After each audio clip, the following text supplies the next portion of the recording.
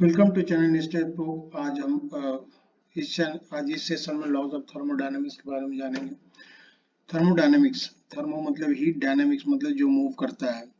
So if equilibrium, thermal equilibrium मतलब एक state के बाद जब there is no exchange of heat between the two system, we can say वो दोनों सिस्टम थर्मल इक्विलिब्रियम में है। फॉर एग्जांपल हमने दो सिस्टम को कंसिडर किया है, तीन सिस्टम को कंसिडर किया है, 1 2 एंड 3। इनिशियली 1 और 3 को एडियाबैटिक वॉल से सेपरेट किया है।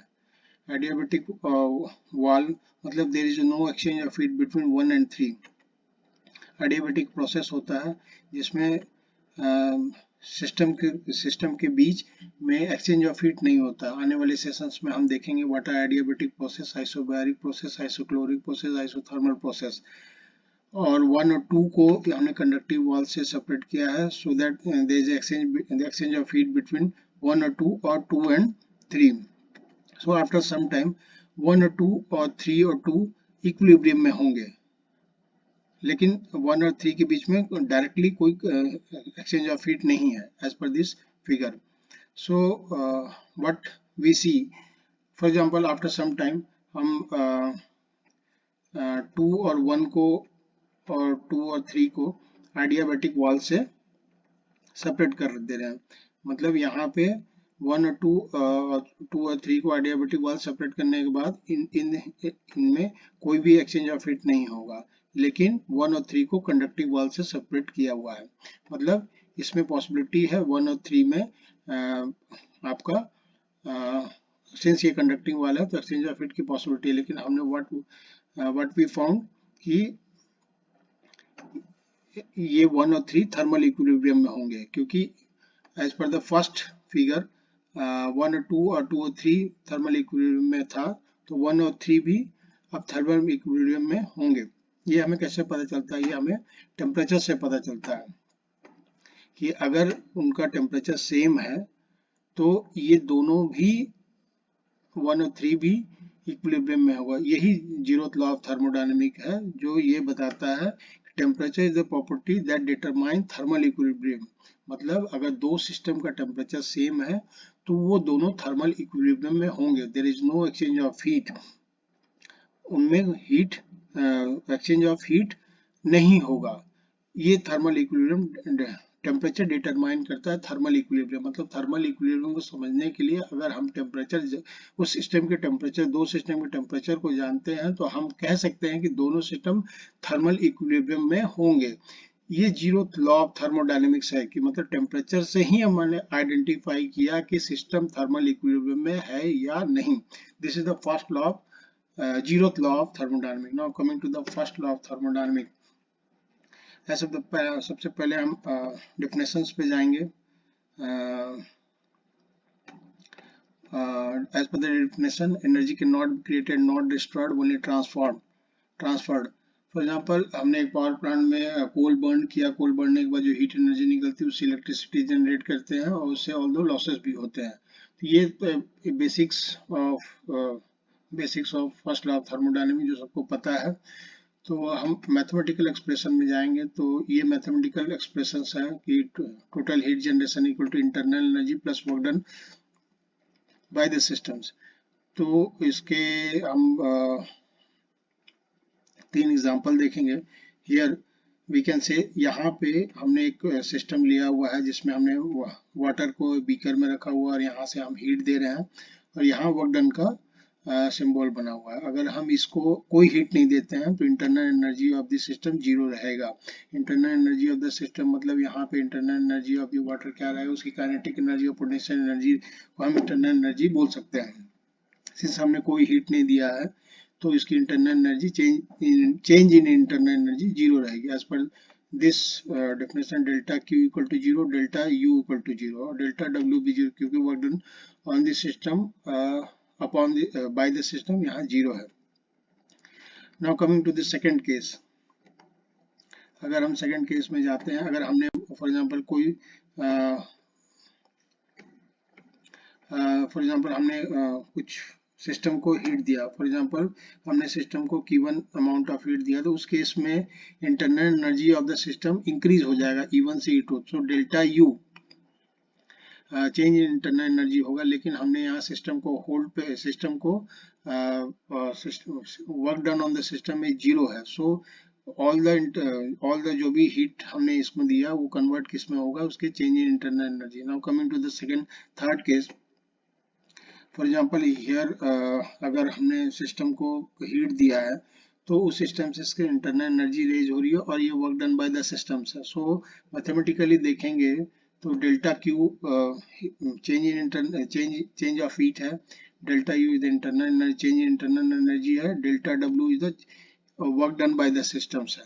सो ये लॉ ऑफ कंजर्वेशन तीनों से हमने देखा। जब हमने यहाँ पे क्यू को 0 रखा, यहाँ जब हमने हीट दिया और यहाँ पे जो हीट दिया है वो तीनों स्टेट को हमने देखा। तो we can say that as per mathematical expression the law of conservation energy valids on this mathematical equations. Now आपको ये समझना होगा कि जो अमाउंट ऑफ हीट हम सिस्टम को दे रहे हैं या सिस्टम से जो हीट निकलता है, या work done on the system होता है या वर्क बाय द सिस्टम होता है, वो इस मैथमेटिकल एक्सप्रेशन में कैसे उनके जो साइन होंगे कैसे रिलेट करेंगे। अगर Q पॉजिटिव होगा तो उसका मतलब है यहाँ पे Q हमने हीट मतलब हमने सिस्टम को दिया, अगर Q नेगेटिव होगा मतलब हीट सिस्टम से बाहर निकलेगी।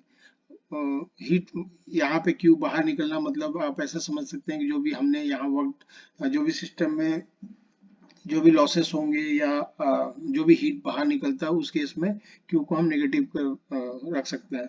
वर्क डन बाय सिस्टम, अगर ये सिस्टम से वर्क किया गया तो उसको पॉजिटिव रखेंगे। अगर सिस्टम पे वर्क किया गया, फॉर एग्जांपल अगर यहाँ पिस्टन होता है, अगर उसको हम कंप्रेस करते तो उस केस में W वर्क डन नेगेटिव रहता।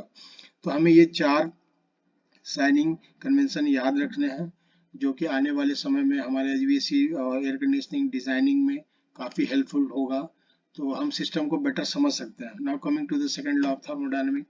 Second law of thermodynamic define, first हमने जीरोथ लॉ देखा जो कि थर्मल इक्विलिब्रियम की बात करता है, हमने वो टेम्परेचर से आइडेंटिफाई होता है। हमने फर्स्ट लॉ देखा जो law of conservation of energy की बात करता है। Second law thermodynamic direction of heat flow के बारे में करता है, हीट का फ्लो किधर होगा। और ये भी कहता है कि heat can not flow naturally from colder body to hotter body without any external work. इसका मतलब ये है कि अगर नेचुरली फ्लो नहीं करता है from colder body to hotter body, तो हॉटर बॉडी से कोल्डर बॉडी क्यों फ्लो करता है? वो इसलिए फ्लो करता है क्योंकि हॉटर बॉडी से कोल्डर बॉडी इसलिए फ्लो करता है कि ये नेचुरल फिनोमेना जो है एंट्रोपी पे, सिस्टम के एंट्रोपी पे डिपेंड करता है। सिस्टम का entropy we can say is the measure of randomness. Measure of randomness, ये सिस्टम आप देखेंगे ज्यादा रैंडम है, ये सिस्टम कम रैंडम है, तो नेचुरली जो फ्लो होगा मोर सिस्टम ऐसा में जब दो सिस्टम कंबाइन करेंगे तो ये जो यहाँ का डिसऑर्डर जो है, यहाँ का जो ऑर्डर है, system will move to more disorder. मतलब ये सिस्टम आपका जो 25 डिग्री सेंटीग्रेड पर वो ज्यादा डिसऑर्डर होगा, ठीक है। और मैथमेटिकली आप देखेंगे तो अगर एंट्रोपी को ऐसे देखेंगे हीट बाय टेम्परेचर से, तो ये सिस्टम का टेम्परेचर आपका ज़्यादा है, यहाँ का कम है। अगर हम मैथमेटिकली जानेंगे तो Q बाई टी सी जो होगा, सिंस ये आपका कम है लेकिन ये इसको अगर इससे डिवाइड करते हैं तो क्यू टी सी ज़्यादा हो जाएगा as compare to Q T H. और डेल्टा इस इक्वेशन में हम पुट करेंगे तो we can say delta S total is greater than 0, मतलब entropy greater than 0। when entropy is greater than the 0 it means the system is spontaneous। जब system is spontaneous है तो we can say the system is irreversible। ये आने वाले videos में हम और भी डिटेल में एंट्रोपी और रिवर्सिबल सिस्टम के बारे में जानेंगे। सिस्टम इरिवर्सिबल इसलिए दो स्टेट से हो सकता है कि अगर सिस्टम में बहुत लॉसेस होता है, फ्रिक्शन लॉस, स्टैटिक लॉस, और जब सिस्टम एक स्टेट से दूसरे स्टेट में, इस इनिशियल स्टेट से फाइनल स्टेट में जाता है तो इंटरमीडिएट स्टेट में बहुत सारे नॉन इक्विलिब्रियम स्टेट से जाता है। तो उस केस में उस केस में हम कह सकते हैं कि सिस्टम इरिवर्सिबल है, सिस्टम इरिवर्सिबल है। और ये तो हमने एंट्रोपी के बारे में जाना। और ये सेकंड लॉ सिंस इरिवर्सिबल होने के कारण ही मशीन्स के परफॉर्मेंस के बारे में हम आने वाले वीडियोस में जानेंगे। कोएफिशिएंट ऑफ परफॉर्मेंसेस कि what is the limitation of machines, because since system are not reversible, मतलब उसकी सिस्टम में कुछ लॉसेस हो रहे हैं तो वो उस सिस्टम के कुछ लिमिटेशन होंगे। तो ये हम सारे के सारे सेकंड लॉ ऑफ थर्मोडायनेमिक्स से डिटरमाइन करते हैं। आने वाले वीडियोस हम देखेंगे वाटर कार्नोट साइकिल और क्या लिमिटेशंस होते हैं मशीन्स के बारे में। So second law of thermodynamics define करता है direction of heat flow and the limitation of machines. Now coming to the third law of thermodynamics.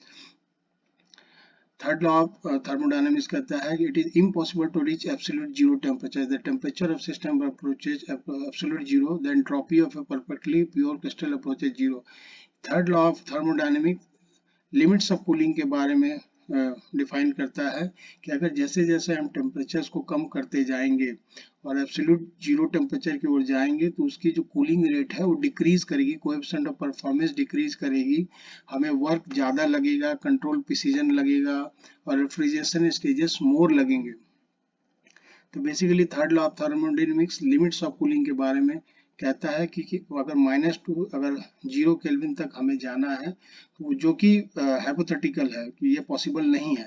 For example अगर हम एक कपड़े को फोल्ड करना चालू कर दें जिसमें पानी है तो कुछ देर बाद उसकी हम नहीं फोल्ड कर पाएंगे जिससे कि पानी नहीं निकलेगा। तो ये इस प्रकार से भी हम प्रैक्टिकली समझ सकते हैं। ऑल्दो उसमें मॉइस्चर जरूर होगा लेकिन वो पानी बाहर नहीं निकलेगा। तो ये हम समझ सकते हैं कि मशीन की अपनी लिमिटेशन है, दैट स्पीक उस लिमिटेशन के कारण वो जैसे जैसे टेम्परेचर कम करते जाता है उसकी परफॉर्मेंसेस इफेक्ट होते जाती है। हमें लार्जर मशीन चाहिए, हमें रेफ्रिजरेशन स्टेजेस मोर चाहिए।